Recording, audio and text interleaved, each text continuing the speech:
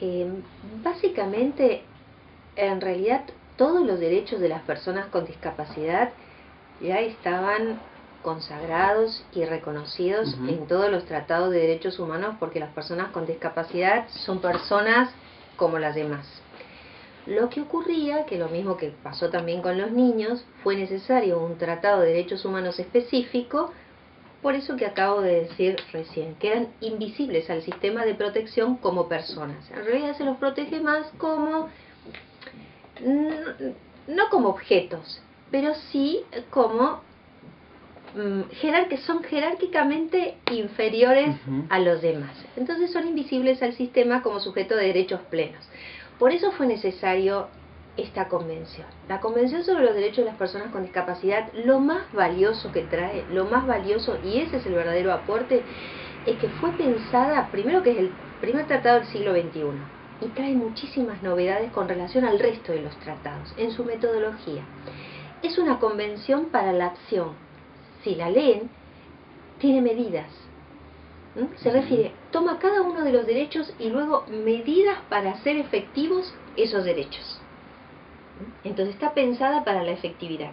Desde el artículo primero, que se llama propósito y que habla, que dice que la finalidad precisamente, el propósito es el goce pleno, esa expresión, el goce pleno de todos los derechos humanos y libertades fundamentales en igualdad de condiciones con los demás.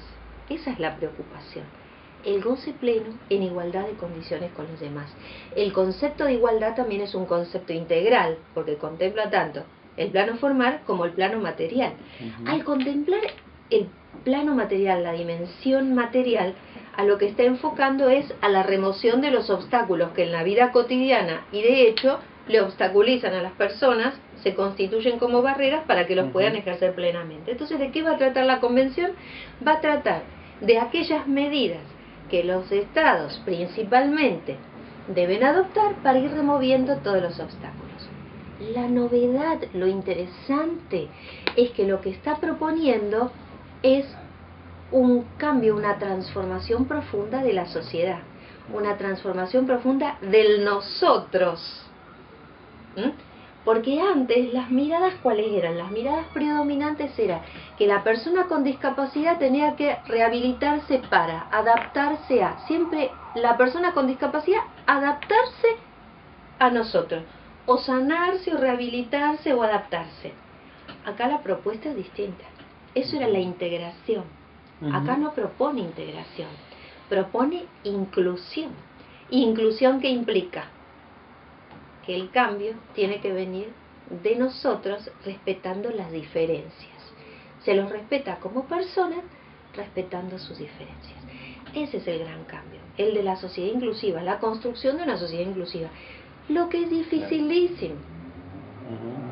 Es dificilísimo porque esto de que nosotros tengamos que cambiar, y cuando digo el nosotros quiero decir los que construimos al otro discapacitado como otro, que lo construimos como formación, de sensibilización, campañas, empezar a trabajar, de hecho también con las personas con discapacidad desde las primeras etapas de la vida.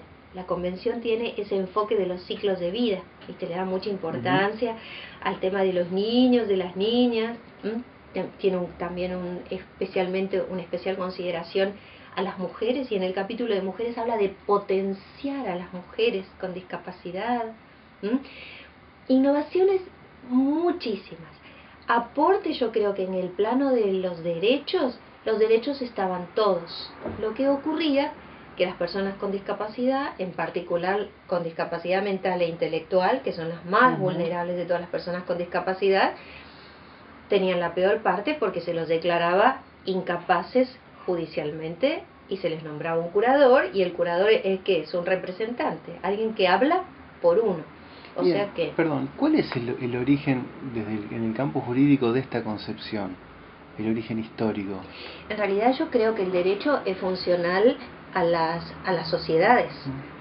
Y esto tiene que ver con una sociedad que se fue construyendo allá por el siglo XVII, XVIII, que persistió en el XIX y que hoy en el XXI la sociedad de la integración, de la normalidad, es una sociedad totalmente superada y vieja. Lo que ocurre es que al derecho le costó mucho verlo, porque esto de declarar incapaz y de considerar a todas aquellas personas que estuvieran por fuera de lo considerado normal, sin duda que era muy funcional a la sociedad industrial, a las sociedades serializadas, ¿no?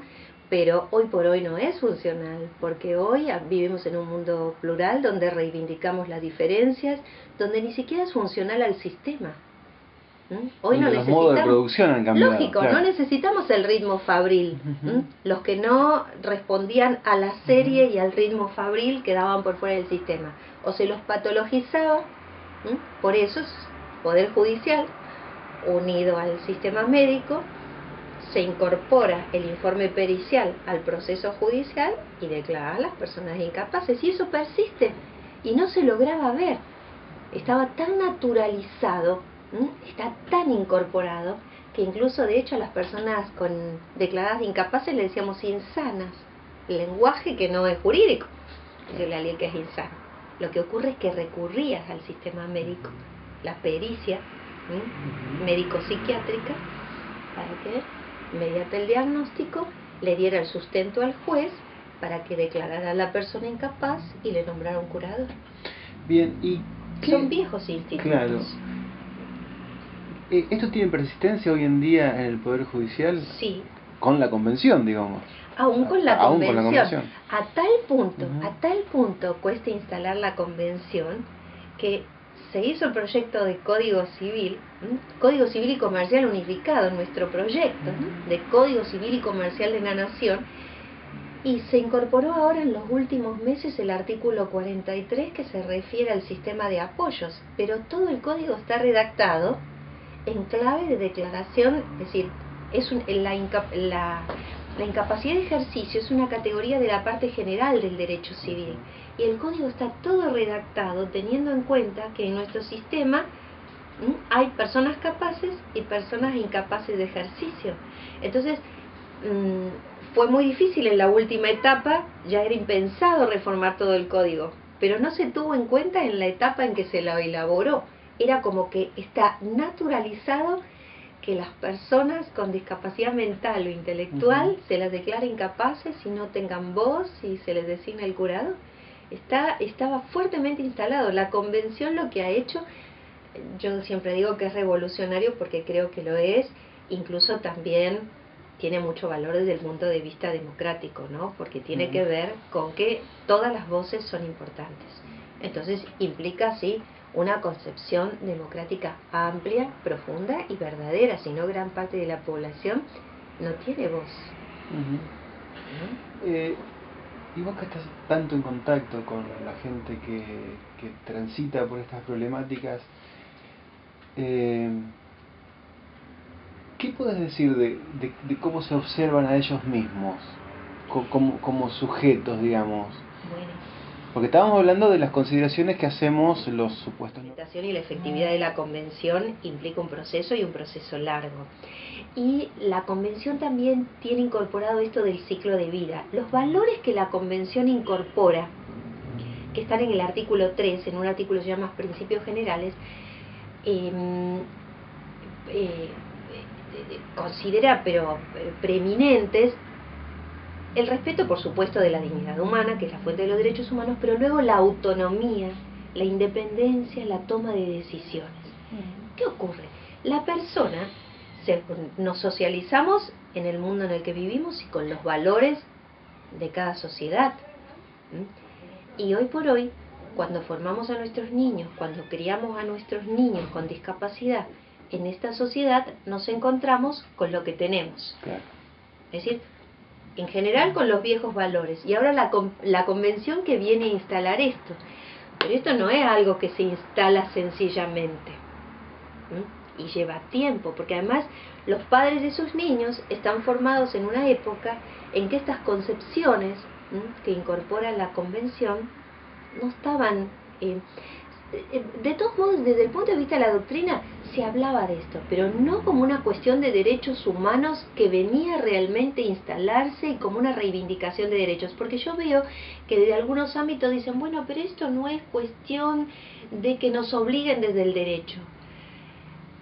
No hay que menospreciar el instrumento jurídico, porque acá no se trata de que las empresas sean benévolas, ayuden y abran sus puertas. Acá se trata de una violación de derechos humanos, de considerarlo una violación de derechos humanos. Nuestra sociedad, en tanto y en cuanto no incorpore los valores expresados en la Convención y no adopte las medidas necesarias en todos los subsistemas para que las personas puedan acceder en igualdad de condiciones con los demás, está violando derechos humanos. Y eso es algo que hay que incorporar. Y eso cuesta mucho, porque, ya te digo, esta clasificación de las personas incapaces e incapaces, en realidad es jerarquizante. Es jerarquizante, no es una clasificación inocente desde el punto de vista social, es jerarquizante y es contraria a la Convención, porque la Convención también aclara y define qué se entiende por discriminación por motivos de discapacidad, y se refiere, cuando la define, dice que son todas aquellas distinciones, clasificaciones incluidas, ¿no?, mediante las cuales se afecten los derechos de las personas con discapacidad. Por lo tanto, todas estas declaraciones y clasificaciones que se hacen aún que persisten en el Poder Judicial son discriminatorias, porque está definido así por la Convención, porque son jerarquizantes. No es una clasificación inocente, o sea que para proteger, claro, solamente. Esto es interesante porque lo que planteás lleva a un conflicto con muchísimas disciplinas de la salud. Por supuesto. Que están, bueno, está pronto a salir el DSM-5, sí, que altamente, pero digamos, en forma superficial, sí, redobla la apuesta clasificatoria y estigmatizante sin duda. Entonces esto va a tener impacto en ese campo. Sí. Es que esta convención es un conflicto de intereses, ¿no? Claro. Es una gran desconocida como Tratado de Derechos Humanos. Se pensó que era un tratado que venía, como siempre cuando hacemos una ley para las personas con discapacidad, uno se siente bien, como que no le hace bien a la conciencia de uno, canaliza uno algunas otras cuestiones que son más para que las expliquen los psicólogos, que ¿no? Pero esto no es ni las personas con discapacidad en este tratado vienen a decir, nosotros queremos que se nos respete como lo que somos. De hecho, en ese artículo donde se expresan los valores de la Convención, que es el 3, habla, el último inciso se refiere al al respeto del derecho a la identidad de los niños, porque es una tremenda violación del derecho a la identidad. Cuando vos a una persona la clasificás como incapaz y la corres, estás violando su identidad, porque no la reconoces como lo que es, le pones una categoría y a eso todos unos efectos que están allí regulados, y la persona en su individualidad, en su particularidad, todos los aportes que podría hacerle a la sociedad si no se la escucha. O algo muy interesante, cuando se hizo la Convención en Naciones Unidas, el lema, la consigna que ellos tuvieron era nada sobre nosotros sin nosotros, y eso a nivel local, en los países, porque no están tan organizados, y además, porque ya te digo, me da la impresión de que es un proceso, porque las personas con discapacidad no vienen formadas, socializadas para la autonomía, para la toma de decisiones autónomas. Por el contrario, el sistema sobreprotege, protege y sobreprotege.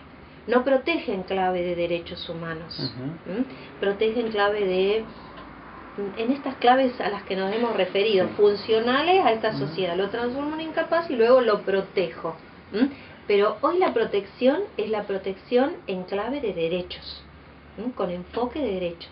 Y la protección en clave de derechos significa protección de los derechos de las personas. Hoy no se habla de protección de personas, protección de los derechos de las personas, tanto respecto de los niños, respecto a las mujeres, respecto a las personas mayores y respecto a las personas con discapacidad, ¿no? Entonces, yo digo proceso porque me da la impresión de que van a tener que ir transitando algunas generaciones para que las personas con discapacidad desde niños se vayan formando para la toma de decisiones.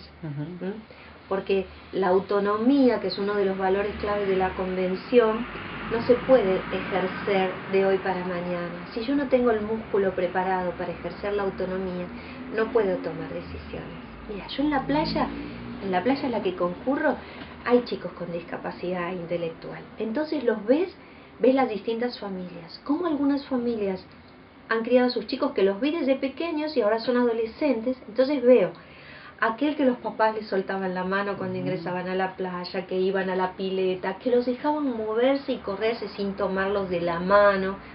Hoy los ve, uno de ellos lo tengo presente y lo estoy viendo. Un muchachito que va a la pileta, que se enoja, que va a buscar su Coca-Cola al kiosco, que hace toda una serie de actividades en la playa, porque sus padres y su familia y su entorno le fue facilitando esto, lo fue entrenando para ir tomando él decisiones. Y sin embargo hay otra familia que tiene también una niña que es ahora adolescente, y lo que yo veo es que continuamente pasan con ella por los pasillos, pero siempre de la mano. Y es una muchacha grande, ya no es la niña que yo conocí hace unos años atrás. Entonces, con los papás hay que trabajar mucho, y con las familias, ¿no? Tiene que haber espacios a nivel local, municipal, provincial, nacional. Es tarea para todos de formarlos en esto, ¿no? De mostrarle que la convención es una convención para la libertad y para la independencia de sus hijos, y que eso implica riesgos, que ese es otro grave problema. La libertad implica riesgo, Exactamente. pero también implica una vida con muchísimo más valor. Pero la vida implica riesgos. Es que eso es lógico. Pero para eso te tienen que considerar persona. Claro. Persona, que no sos de nadie para que... ¿no? Uno no es de nadie, uno es de uno. Entonces desde pequeño, al niño aunque tenga discapacidad intelectual, formarlo para que él sea él como persona libre, ¿no? De que en la playa, en los deportes, la escuela, trabajar por una educación inclusiva, ¿no? por... Esa es otra tarea que tenemos por delante, porque hay un enorme respeto, y yo sin duda también lo respeto, que es la educación especial. ¿Qué opinas sobre ese tema? Con toda franqueza, lo que estaba empezando a decir, le tengo respeto, consideración, porque sé que lo han hecho a partir de una concepción de la discapacidad diferente. Pero la concepción de la Convención sobre los Derechos de las Personas con Discapacidad no es la de la escuela especial, es la de la escuela para todos, es la de la escuela inclusiva. Entonces los niños, con el apoyo, deben concurrir al colegio, que es de todos y para todos. Eso es lo que dice la Convención. Claro. Educación inclusiva. Por lo tanto, también creo que iremos transitando, las personas que se han formado en educación especial han de transitar este camino, y llegará el momento en que podremos organizar unas instituciones en el ámbito educativo que sean respetuosas del tratado. De hecho, el tratado trae esto, ¿no? La educación inclusiva en la escuela común. Lo que pasa que ahí te encuentras con otro obstáculo. ¿A cuántos padres ya he oído decir: no, pero porque la maestra no se puede estar ocupando, porque en realidad eso va en desmedro del nivel de los otros? Bueno, eso tiene que ver con qué sociedad estamos construyendo. Claro. Si es una sociedad donde vamos a separarnos, está otra vez lo de la normalidad y la normalidad. Aunque nos duela, yo hablo de los normales y los subnormales. Hay que asumir lo que uno está construyendo. Y estamos construyendo esto. Hay personas que se quedan fuera de la participación activa en los sistemas. Y eso es una realidad, ¿no? Eso es una sociedad discriminatoria. Una sociedad que discrimina. El derecho civil, de hecho, en lugar de contribuir al avance de la Convención, en la medida que conserve la declaración de incapacidad y la curatela, contribuye a la reproducción de un sistema que los tratados de derechos humanos no quieren. O sea que ahí hay un desfasaje. Sin duda que hay un desfasaje. Y creo que muchos jueces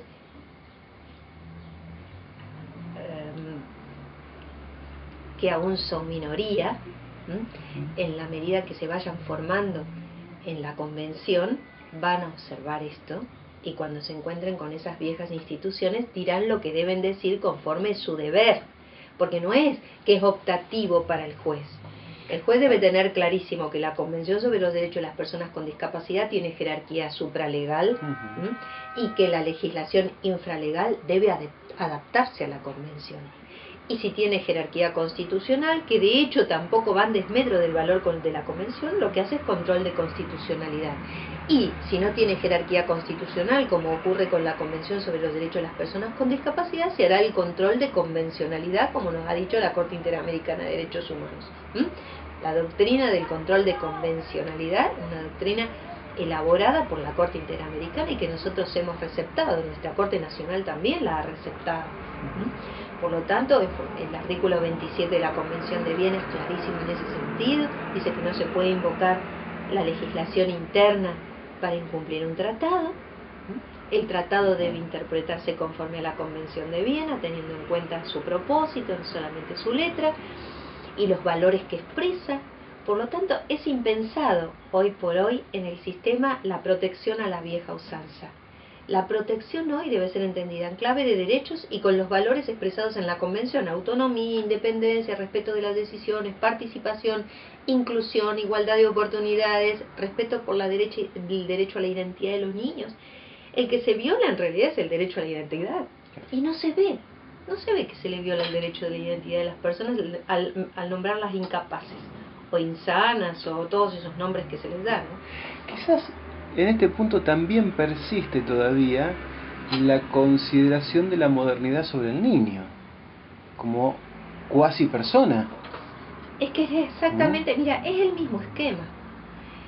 El código, el proyecto de código, ahora he visto la última versión, no lo tengo acá, en la última versión, en alguna medida se ha modificado, pero si no, el niño también es incapaz de ejercicio y eso no es lo que quiere la Convención sobre los Derechos del Niño. Y sin embargo todavía no nos hemos dado cuenta. El asesor hoy se llama asesor de incapaces. Y a los jueces que escuchamos a los niños y escuchamos a los adolescentes en el tribunal, nos da vergüenza cuando tenemos que presentar al asesor en una audiencia, decir el asesor de incapaces. De hecho, ¿qué es lo que hacemos? No lo decimos. Decimos, le presento a la doctora tal el asesor. Y no le nombramos la palabra incapaces, ¿no? Porque incapaz hoy, en la jerga corriente, es una ofensa. A mí me dicen incapaz cuando yo quizás salgo con el auto marcha atrás y no miro antes de darle marcha atrás. Y me dicen incapaz. Y bueno, en los periodistas, en la televisión se ve, ¿no?, que dicen la palabra idiota. El Código Penal, mujer idiota o demente, y lo decimos y lo repetimos sin que nos produzca ningún escozor. A mí hoy me lo produce. Hoy no diría el artículo 86, no lo repito así. Ahí habría que detenerse y decir, no, esto no lo digo como una mujer idiota o demente. ¿Cómo es eso? Es una ofensa. Eso es una ofensa. Bueno, resta muchísimo por andar, pero a mí me parece que es un desafío que positivo, que ilusiona muchísimo, ¿no? Porque si hablamos de pluralidad tenemos que estar todos. De la integración, de que la persona se tiene que rehabilitar, adaptar, es ella la que tiene que adaptarse sin darnos cuenta que lo que tenemos que hacer es eliminar nosotros las medidas y los obstáculos. Y la mayor medida, la más difícil de las medidas es retirar el obstáculo actitudinal, el de las actitudes, ¿no? Por eso ese artículo 8 de la Convención se refiere a retirar estereotipos, ¿no? Trabajar para el desplazamiento de los estereotipos, para empezar a apreciar a la persona con discapacidad por sus capacidades, poner en foco las habilidades. En el tribunal eso se nota, por ejemplo, ya cuando no hacemos, en este tribunal al menos, son muy pocas las declaraciones de insania y el nombramiento de curador. Lo que hacemos es, tramitamos esos expedientes que los recaratulamos como apoyos y salvaguardias en el marco del artículo 12 de la Convención, Entonces, lo primero que se observa esa es la actitud, ¿no? De hecho, hasta los médicos psiquiatras del tribunal, que este tribunal tiene un equipo técnico y tiene psiquiatras del mismo tribunal, psicólogos, asistentes sociales. Entonces, cuando llega la persona con discapacidad, ¿cuál es el punto? Ver todo lo que puede, no lo que no puede, ¿no? A ver, todo lo que hace, a ver, todo lo que puede, sin duda tengo en cuenta el diagnóstico médico como un elemento más, por supuesto, ¿no? Pero como un elemento más. Ya no es el único, el preeminente, el que porque tiene un diagnóstico de esquizofrenia o discapacidad intelectual. El que le da la identidad. Exacto, claro. No, en absoluto, el que totaliza la identidad. Porque son categorías que es como que se chupan a la persona, la absorben totalmente, ¿no? Y ya lo demás no se ve. Son totalizadoras en ese sentido. Entonces no. Y la asistente social, por ejemplo, cuando va a hacer el informe socioambiental para agregar al expediente, que ahora sí pasa a ser prioritario ese informe que antes no lo era, lo que va a ver es primero la historia de vida de la persona, cuáles son sus vínculos, sus lazos familiares, sus lazos de amistad, los lugares a los que concurre, los clubes a los que va, las cosas que le gusta hacer, cómo se desenvuelve, y todos esos datos los traen al tribunal y al expediente.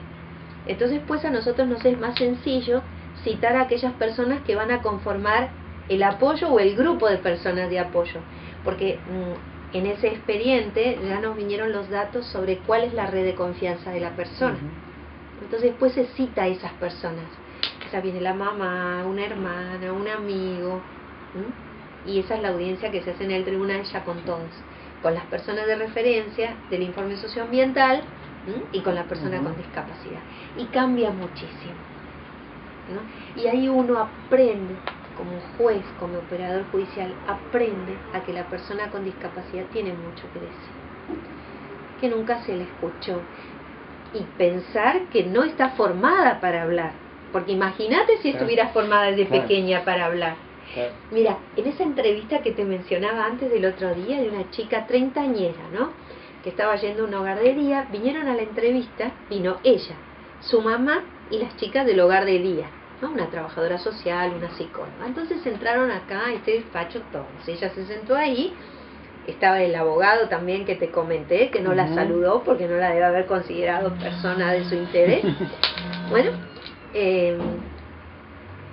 se sentaron acá, la madre se sentó allí, y en los sillones las trabajadoras, las operadoras del hogar de día. ¿Y sabés qué me ocurrió? La chica tenía su ritmo para conversar. Yo le preguntaba, hablábamos, pero ella tenía su ritmo, ¿no? Que no es nuestro ritmo. Que eso ya vale en algunos espacios para descalificar. No es el ritmo de la tele, que tienes que contestar, no. Entonces la madre, una mamá bien sobreprotectora, pero de hecho interesante e inteligente, porque reivindicaba ese espacio, ese hogar de día donde la chica estaba realizando tantas actividades y no quería perderlo. Cuando yo le preguntaba a la hija cosas de su vida personal y de su vida en el hogar de día, como tardaba en responderme, ella quería responder y tomaba la palabra. Tomaba la palabra. Entonces hubo que decirle, señora, tenemos todo el tiempo que su hija necesite para hablar. ¿Comprendés? Ella tomaba la palabra. Porque está acostumbrada a esto, porque de hecho si se va a comprar ropa, no le tienen la gente no le tiene paciencia, y tampoco se dirige a la hija. Este tratado lo pelearon ellos y lo lograron. Y eso ya les ha dado poder. Este lema de nada sobre nosotros sin nosotros, a mí me da la impresión de que va a ir haciendo camino. Van a ir tomando conciencia, van a buscar los apoyos cuando ellos no puedan, los apoyos, para ir haciendo ese camino. Va a costar muchísimo, porque tiene dos sistemas fuertes enfrente, dos obstáculos enormes, que son el judicial y el médico. No son dos poderes menores. Sí. Sobre todo en la industria. La medicalización de la vida. ¿Sí? La medicalización de la vida, ¿no? Esto también de considerar la discapacidad intelectual como una enfermedad, no es una enfermedad, dice Naciones Unidas. El relator de salud de Naciones Unidas dice, la discapacidad intelectual no es una enfermedad. Y nosotros todavía seguimos llamándolas retrasados mentales, retraso mental leve. Para una persona es una ofensa decirle retrasado, son retrasados. A mí cuando me dicen retrasada, me lo dicen para ofenderme. Pero, sin embargo, hay personas que son, ¿qué son eso? como identidad, Es un retrasado mental. Además creo que tenemos vocación democrática, creo que queremos ser democráticos y queremos sumar voces, aún diferentes y con otros ritmos.